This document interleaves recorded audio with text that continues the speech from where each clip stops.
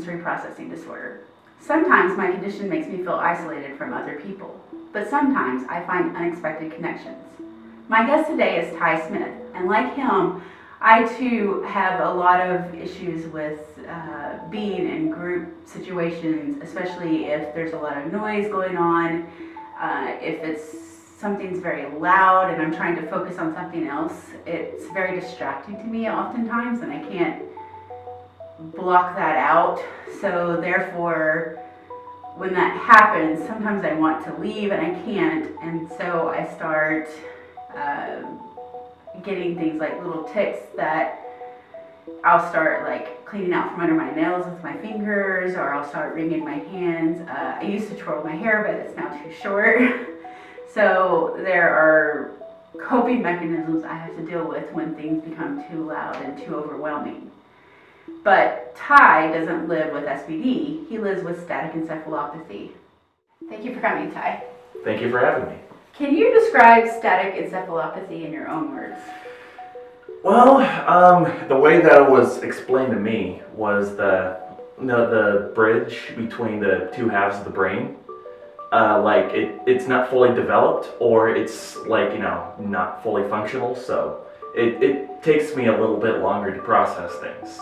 As I like to say, like, it's a slower boat to China, but eventually I get to the same destination.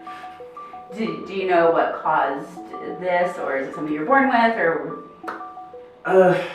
It's hard to tell. I mean, like, a lot of things happen. Like, it could be, like, I was born with it, or it could have been, like, due to the car accident I had when I was young. I mean, like, there's a lot of different causes to this, like, fetal alcohol syndrome, or like, head injury. But mainly I just learned that, okay, I've got it, let's deal with it. How do you feel like it affects you in society? It affects me because, I mean, as I said before, it takes me a little bit longer to process things. And sometimes that gets me behind the 8 ball a little bit. And so some people may catch on, they're like, why haven't you caught on yet? I'm like, I'm sorry. But, and also, like, because of this, sometimes I get nervous for no good reason. And when I get nervous, I start to stutter, and then when I stutter, I get more nervous, and it's downhill from there. That sort of go home and hit the reset button. What do you want people to know about static encephalopathy? Mainly, I mean, I used to be way worse than I am today.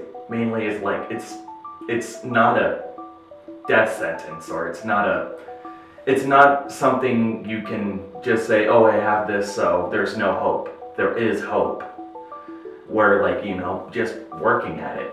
Because, I mean, today, I'm a truck driver. And, I'm in charge of 80,000 pounds going down the road. And, like, when I was in high school, there was people that were thinking that just, being a courtesy clerk was my future. So, I sort of refused to give up. So do you feel like, do you have any coping mechanisms? Like you said, if you start stuttering, you get more nervous and you stutter more. Do you have any things that you do that help to bring that back in, besides just checking out and going home? I mean, like, there are certain situations where, like, I can't just leave. Like, I have to work, I have to pay the bills. So, like, sometimes, like, I can just, sit in my truck, or just, exclude myself a little bit, and just breathe and say, okay, it's okay, don't calm down.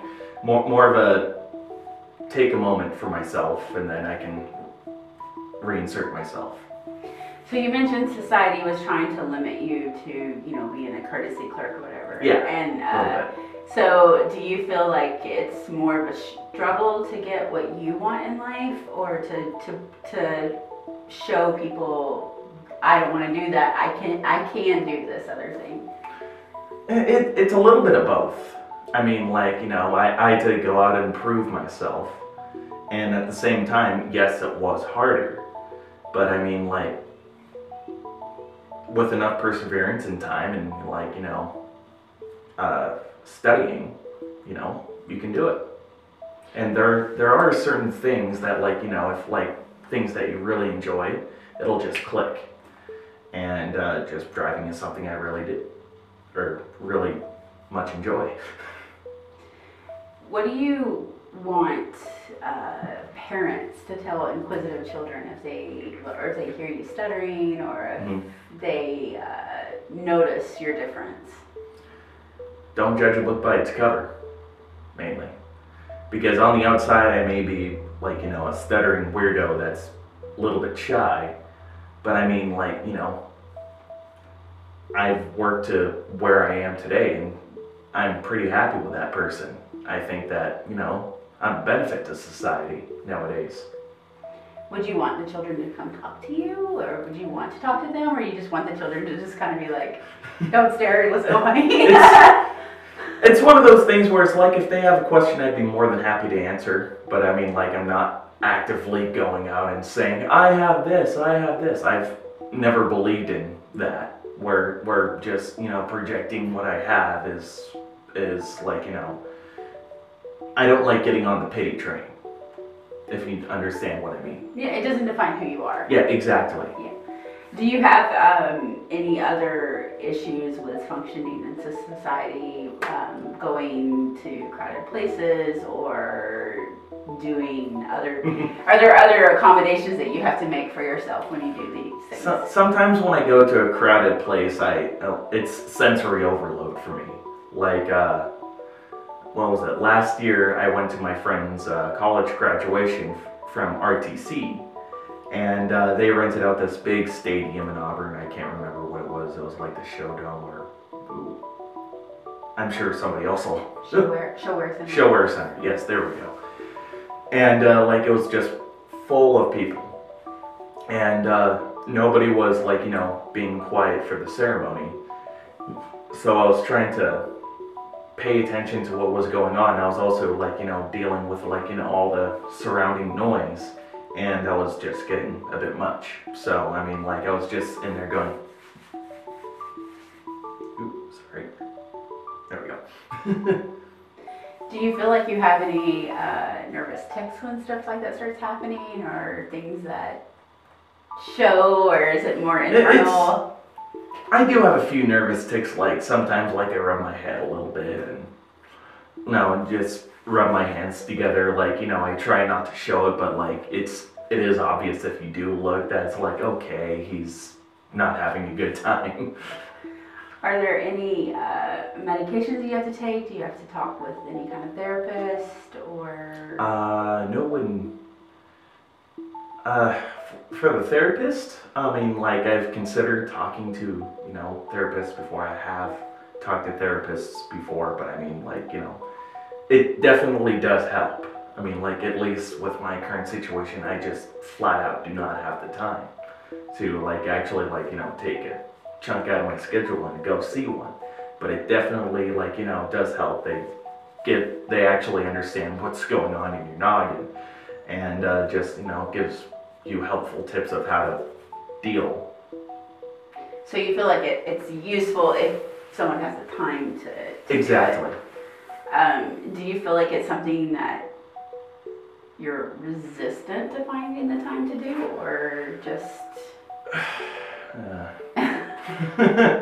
You really went there.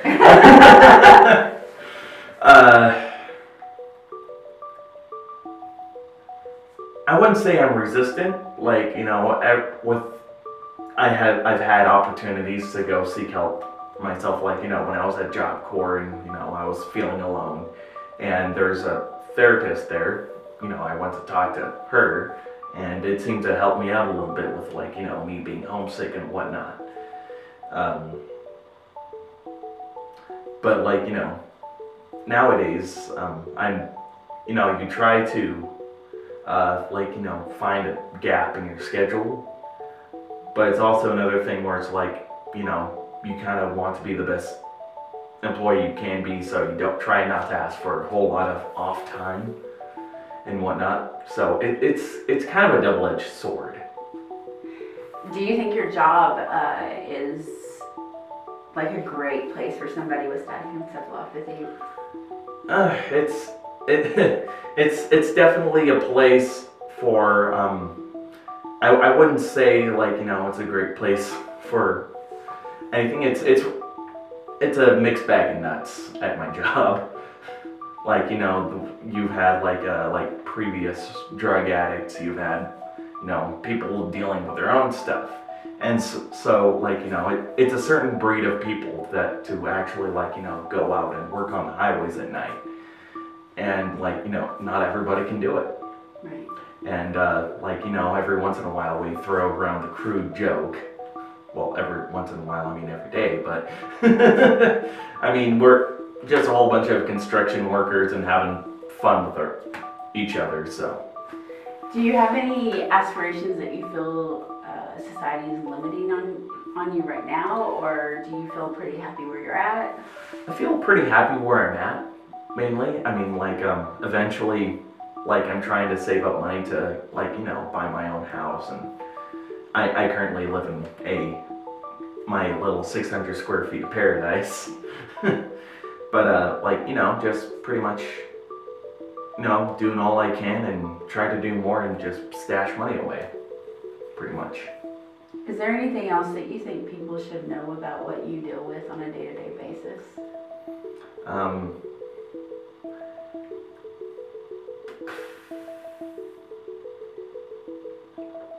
Not really a whole lot. I mean, like, there's nothing really all that much to explain about it. It's not all that really complicated.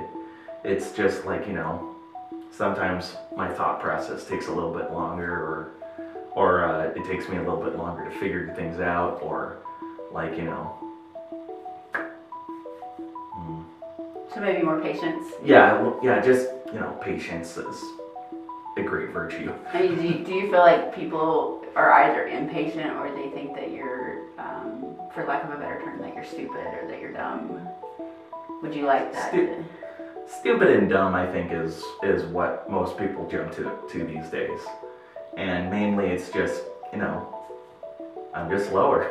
Right. That's just the fact of life. But how does that make you feel